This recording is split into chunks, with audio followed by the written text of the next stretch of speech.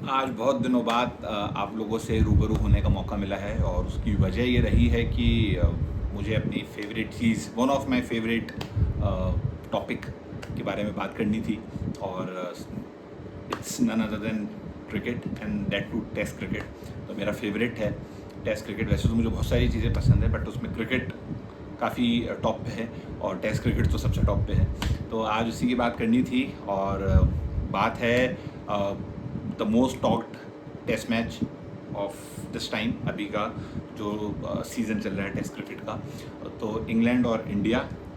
India जो कि अपने टूर के लिए इंग्लैंड गई है, तकरीबन 2 साल बाद गई है। 2021 का टूर हुआ था जो पहले रह गया था, तो 2022 में उसका एक मैच खेला गया था और एक मैच खेलने के बाद अब वो दोबारा 2025 में गई है।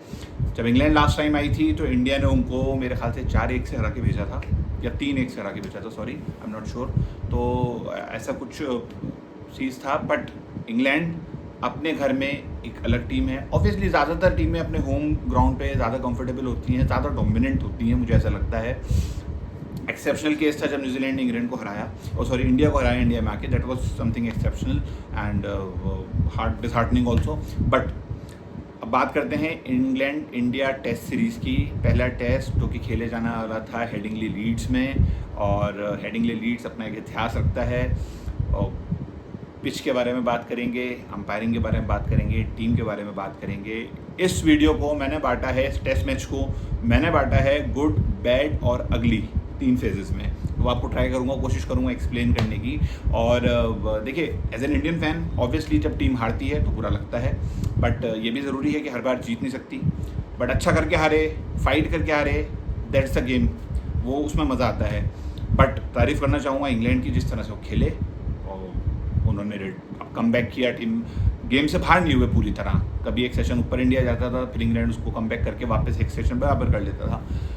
बट जो जीता वही सिकंदर। तो इंग्लैंड ने जीता मैच, और उस बारे में बात करते हैं। तो सबसे पहले देखिए, बात करते हैं हेडिंगली ग्राउंड की। इस ग्राउंड की जो इतिहास है वो ये रहा है कि इस पे यूजुअली टेस्ट मैचेस में 4th इनिंग चेजेस जो होते हैं वो टीम्स अवॉइड करती हैं, क्योंकि 4th इनिंग तक पिच आते आते काफ़ी ख़राब हो जाती है, तो उसका बाउंस वगैरह थोड़ा सा अनसर्टेन हो जाता है। बट हेडिंगली के लिए ये थोड़ा सा अगेन अपोजिट है।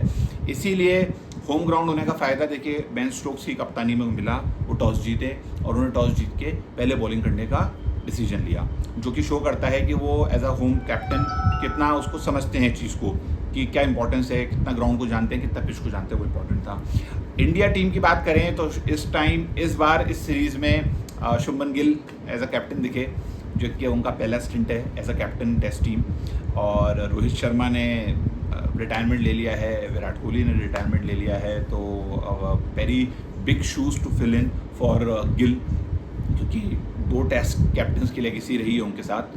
और थोड़ा सा मैनेजमेंट भी नया है, गौतम गंभीर एज अ कोच हैं। ये उनकी तीसरी टेस्ट सीरीज़ है, न्यूजीलैंड से हारे थे, उसके बाद ऑस्ट्रेलिया में हारे, अब ये इंग्लैंड में आए हैं, तो वो भी एक बहुत बड़ा फ़र्क है। तो उस पर थोड़ा सा डिटेल बात करेंगे। तो देखिए, टेस्ट मैच शुरू हुआ, टॉस जीते बेन स्टोक्स, उन्होंने पहले गेंदबाजी करने का फैसला लिया। और जब से ये बेसबॉल एरा नाम की जो चीज़ शुरू हुई है इंग्लैंड में, एक चीज़ मैंने जो नोटिस की है वो ये नोटिस की है कि पहले थोड़ी सी बॉलिंग कंडीशंस दी जाती थी, बट अब मुझे ऐसा लगता है कि अब थोड़ा सा बैटिंग प्रेफर्ड कंडीशंस दी जाती हैं, क्योंकि शायद जो करंट मैनेजमेंट है, जो करंट कोचिंग स्टाफ और कैप्टन है, उनका मानना ये है कि हम थोड़ा सा बैटिंग डोमिनेंट गेम खेलना चाहते हैं। यही एक वजह रही है। वरना मुझे याद अच्छी तरह, जब मैं आज से कुछ साल पहले मैचेस देखता था, जब ब्रेंडन मैकलूम ऑब्वियसली कोच नहीं थे, तो मुझे ऐसा लगता था कि थोड़ा सा बॉलिंग प्रेफर्ड कंडीशन दी जाती थी। एंडरसन एंड ब्रॉड जब उस टाइम अपने पीक पे थे, तो वो एक अलग ऑरा था, तो उसको देखने में बड़ा मज़ा आता था। बट अब इसको बैटिंग डोमिनेंट कर दिया है। ऑल ओवर क्रिकेट मुझे ऐसा लगता है कि बैटिंग डोमिनेंट कर दिया है। कई लोग मुझसे पूछ रहे थे, यार आईपीएल पे आपने कोई भी वीडियो नहीं बनाया। तो भाई, आईपीएल को मैं एज अ क्रिकेट नहीं मानता हूँ, मैं एंटरटेनमेंट के लिए उसको एक सोर्स मानता हूँ। क्रिकेट तो या तो वनडे है या फिर test cricket. Obviously the ultimate game is test cricket. तो टॉस जीता बेन स्टोक्स ने, और इंडिया को बोला कि आप पहले बैटिंग करिए। तो हमारे बैट्समैन आए। जो ओपनिंग पेयर में आपको बहुत बड़ा चेंज देखने को मिला, क्योंकि पहले रोहित शर्मा एक कांस्टेंट ओपनर हो गए थे टेस्ट मैच में, तो इस बार वो नहीं थे। तो उनकी जगह केएल राहुल ने यशस्वी जायसवाल का साथ दिया। और हम लोगों के जो गुड पार्ट है, देखिए उसको मैं बताऊं आपको, कि जो गुड पार्ट है वो मेरे हिसाब से ये था कि जो हमने हमेशा पिछले कई कई वक्त से ये देखा है कि इंडिया जब इंग्लैंड जाती है या किसी बाहर से कंट्री जाती है, ख़ास करके ऑस्ट्रेलिया, इंग्लैंड या न्यूजीलैंड इस टाइप की जगह जाती है या अफ्रीका, तो ओपनर्स हमारे काफ़ी जल्दी विकेट लूज़ कर देते थे। ये बहुत बड़ा ड्रॉबैक हुआ करता था।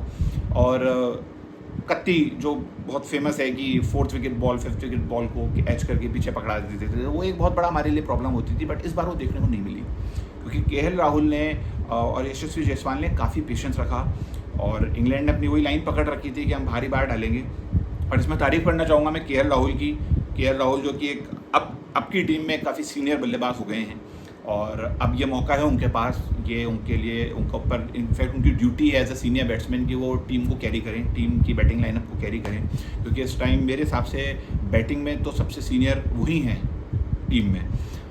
तो केएल राहुल ने बहुत अच्छी साझेदारी करी यशस्वी जायसवाल के साथ। बट देखिए, इसमें तारीफ़ करना चाहूँगा मैं बेन स्टोक्स की, क्योंकि बेन स्टोक्स के जो बॉलर्स थे, बेन स्टोक्स खुद फर्स्ट चेंज या सेकंड चेंज आते हैं।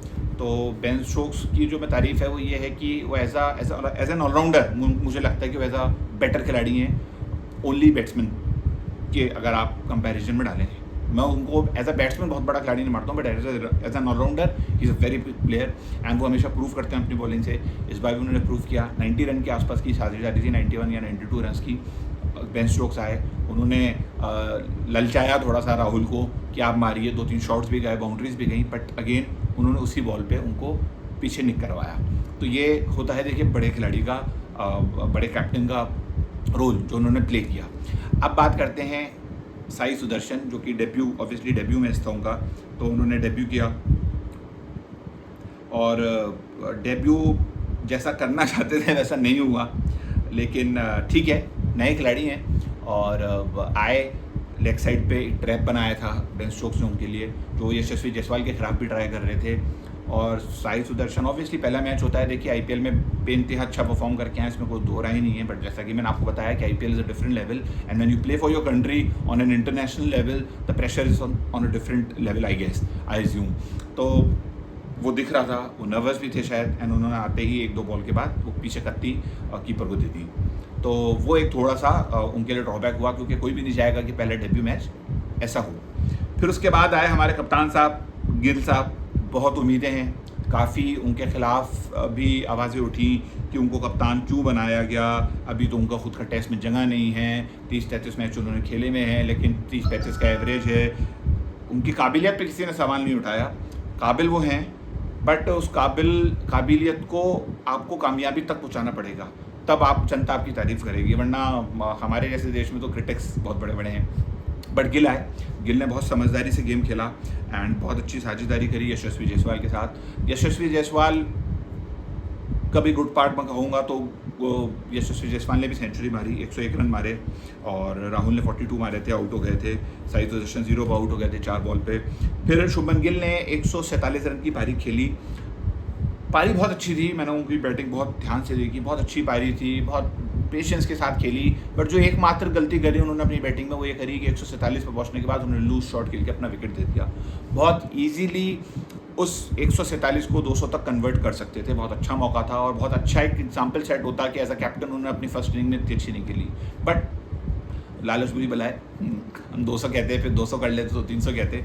बट 147 की पारी खेली। फिर आए हमारे वाइस कैप्टन साहब ऋषभ पंत, उनके लिए भी काफ़ी कुछ प्लानिंग हो रही थी, और क्योंकि थोड़ा सा T20 उनका इतना अच्छा नहीं गया जाता है यूजुअली, टेस्ट मैच में वो ज़्यादा अच्छे खिलाड़ी हैं, एंड वाइस कैप्टन का रोल प्ले किया उन्होंने और शुभमन गिल के साथ बड़ी अच्छी साझेदारी करी, 134 रन उन्होंने बनाए। साई सुदर्शन का अनफॉर्चुनेटली पंत आउट हो गए, और इसमें तारीफ़ करना चाहूँगा, देखिए मैं इंग्लैंड की बॉलिंग की, क्योंकि मैं इंग्लैंड की बॉलिंग देख रहा था। इंग्लैंड के बॉलर्स एज एन एक्सपीरियंस बहुत बड़े नहीं थे, बहुत ज़्यादा एक्सपीरियंस नहीं है, बट अच्छी चीज़ की थी, उनको मुझे ऐसा लग रहा था उन्होंने होमवर्क किया हुआ है। वो जिस तरह से स्विंग करा रहे थे बॉल को, उन्होंने पंत को स्विंग करा करा के अंदर पैर पे बहुत बॉलें मारी। और आप लोगों ने अगर स्टंप बाइक सुना हो तो उसमें लिखा, वो ऋषभ पंत कह भी रहे थे कि यार ये अंदर मार के पैर सो जाती है इसने मेरा, तो वो शो कर रहा था कि ऋषभ पंत इन स्विंग की बॉल को थोड़ा सा टफ हो रहा उनको लिए खेलना, तो वो जो टंग बॉलर हैं इनके जॉश टंग, उन्होंने बहुत अच्छी लाइन लेंथ पकड़ी और उनको वही बॉल डाली, तो ट्रबल किया उन्होंने ऋषभ पंत को। अगर थोड़ा सा भी रूम दे देते तो ऋषभ पंत ऐसे खिलाड़ी हैं जो बहुत एग्रेसिवली आपके ऊपर चार्ज करते हैं। बट तारीफ है इसमें, देखिए जॉश टंग की, उन्होंने लिया इनका विकेट पंत का। फिर आया हमारे दूसरे डेब्यूटेंट, डेब्यूटेंट मैं कहूँगा, करुण नायर। उनसे बहुत उम्मीदें थी और करुण नायर साहब, बट अनफॉर्चुनेटली एक अच्छा कैच पकड़ा ओली पॉप ने उनका, तो वो भी 0 पर आउट हो गए। फिर रविंद्र जडेजा आए और रविंद्र जडेजा की बारी आई, तो वो आए, उन्होंने भी कुछ खासा निहाल नहीं कर पाए, 11 रन बनाए।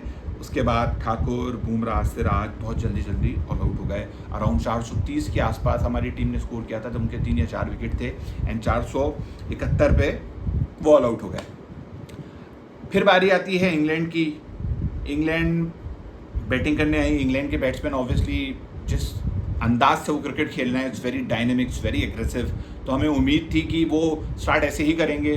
प्रॉब्लम ये थी कि एज अ टीम हम लोग यंग टीम गए हैं, young team as in not in terms of age but as a collective unit young team है, मुझे ऐसा लगता है। और साथ गई है, बुमराह लीड कर रहे थे बॉलिंग लाइनअप को। बहुत बड़ी कमी, बहुत बड़ा जो मुझे लगता है गैप था, वो था मोहम्मद शमी का। मोहम्मद शमी को ना लेके जाना, अगर इंजरी के चक्कर में नहीं लेके गए हैं तो यस बहुत बड़ा लॉस है हमारा कि वो अनफॉर्चुनेटली नहीं जा पाए, बट अगर जानबूझ के लेके नहीं गए हैं तो बहुत बड़ी गलती करी है। मैं मानता हूँ शमी को ना ले जाना, क्योंकि शमी जब बुमराह के साथ होते हैं वो एक अलग लेवल की बॉलिंग यूनिट हो जाती है, जैसा कि आप सबने 2023 के वर्ल्ड कप में देखा होगा कि क्या कार्नेज मचाते हैं वो, मतलब ही इज़ एब्सोल्यूट जीनियस। तो शमी की कमी महसूस हुई। सिराज के साथ भी मुझे ऐसा लग रहा था कि सिराज को भी कहीं ना कहीं विराट कोहली की कमी फील्ड पे महसूस हो रही थी। वो बंदा ऐसा था जो उसको बहुत ज़्यादा एनर्जाइज करके, बहुत ज़्यादा पंप अप करके रखता था। स्लेजिंग में उनको पता होता था सिराज को मैं स्लेज करूँगा तो विराट मेरे साथ होंगे, तो एक बहुत बड़ा गैप हो गया है सिराज के लिए भी कि विराट कोहली नहीं थे, तो उनके लिए एक बहुत बड़ा टफ टाइम होगा। आई कैन अंडरस्टैंड, क्योंकि जब आप किसी से इतना क्लोज होते हो फील्ड पे, जिसके सपोर्ट से आप इतने बड़े खिलाड़ी बने हो, आपने इंटरनेशनल लेवल पर परफॉर्म किया हो और वो एकदम से क्रिकेट छोड़ दे तो आप अकेले हो जाते हो। वो उनके चेहरे पे दिख रहा था, मुझे ऐसा लगता है कि उनके चेहरे पे दिख रहा था।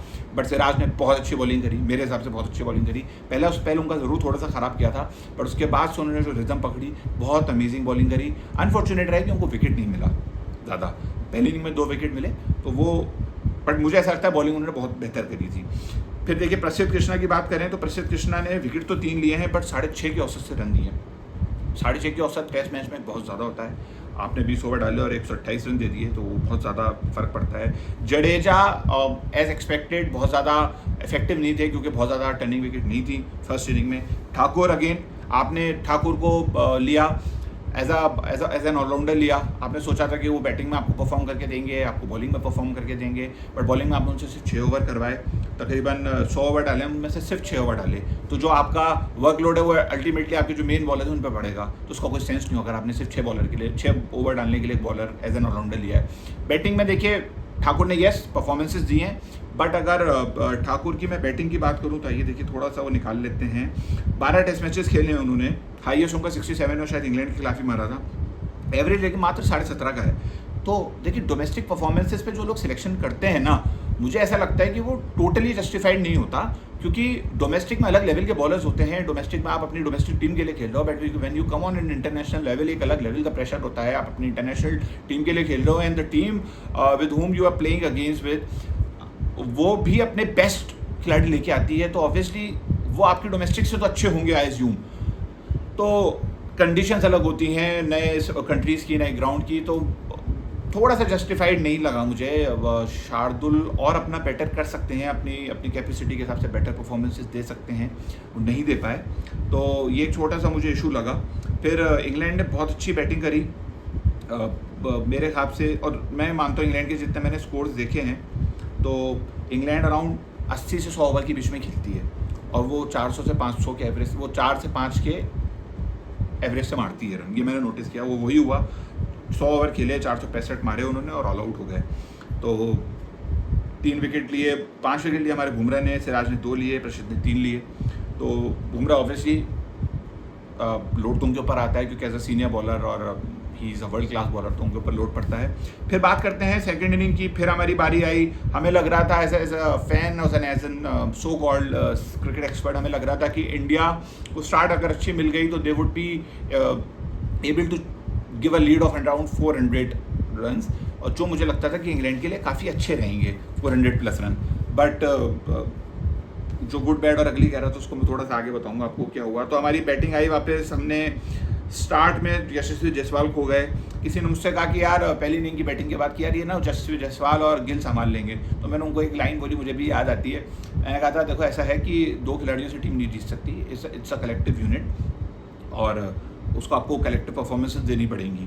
तो जायसवाल नहीं चले तो राहुल ने 137 रन बनाए। साई सुदर्शन आए। साई सुदर्शन ने पहली इनिंग को मेरे ख्याल से बैक ऑफ द माइंड नहीं रखा, उन्होंने आके अच्छा एक स्टार्ट दिया, ऑफ पे बड़े अच्छे शॉट्स खेले, मैंने देखा उनको।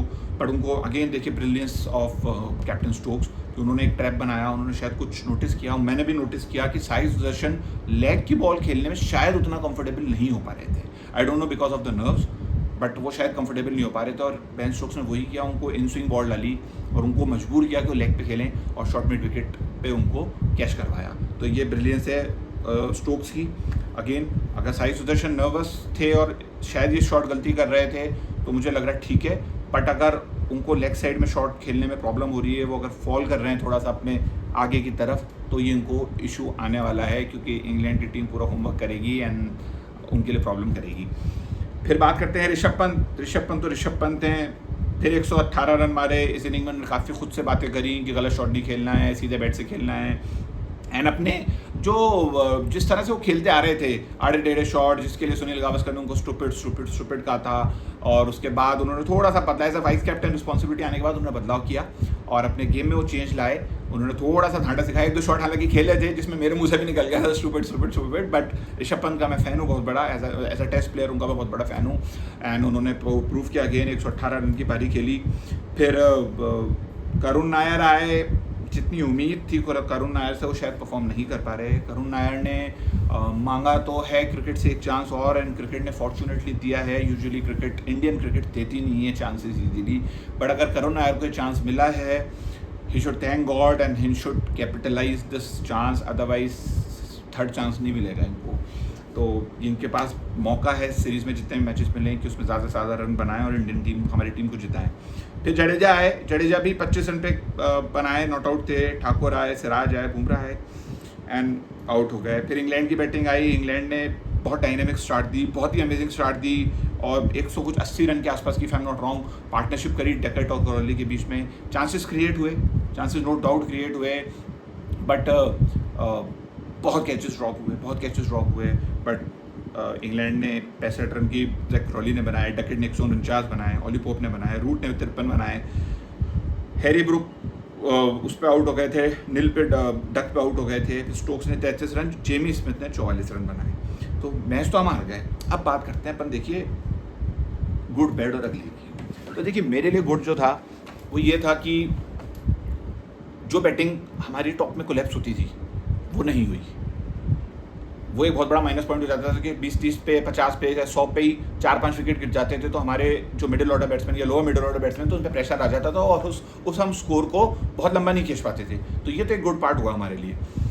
बैड पार्ट क्या हुआ मेरे हिसाब से? बैड पार्ट हुआ कि थोड़ी सी हमारी बॉलिंग में वीकनेस दिख रही है।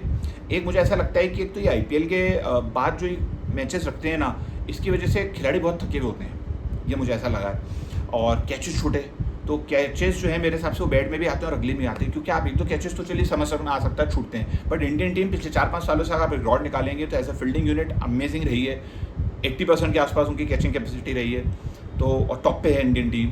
बट अनफॉर्चुनेटली इस मैच में ऐसा हुआ कि 4 कैच तो अकेले यशस्वी जायसवाल ने छोड़े, एक ऋषभ पंत ने छोड़ा, 1-2 चांसेस और क्रिएट हुए जो ऋषभ पंत को दिखाई नहीं दिए, एक जडेजा ने कैच छोड़ा। तो 6-7 कैचेस अगर आप छोड़ रहे हैं तो आप मैच जीतने की उम्मीद नहीं कर सकते, क्योंकि ब्रूक ने 100 मार दिया कैच छूटने के बाद, टकेट का 97 पे एक बार कैच छोड़ा सेकंड इनिंग में, वो 149 मार गए। तो 60-60 रन अगर आप खिलाड़ी से ऐसे एक्स्ट्रा पड़वाएंगे तो आप मैच नहीं जीत सकते। बैड और अगली में मैं 2-3 चीज़ों को डालना चाहूँगा। एक तो जो कैचिंग परफॉर्मेंसेस रही हैं वो बहुत ज़्यादा ख़राब रही हैं, फील्डिंग हमारी बहुत एक्स्ट्रा ऑर्डिनरी पुअर रही है। एंड अगली में देखिए जो लोअर ऑर्डर कोलैप्स हो रहा है ना, दैट इज़ पैथेटिक। आप इंग्लैंड को देखेंगे, इंग्लैंड में सिर्फ 2 सेंचुरीज मारी हैं दोनों इनिंग में, हमारी 5 सेंचुरीज थी 2 इनिंग में, पर फिर भी हम गेम हार गए।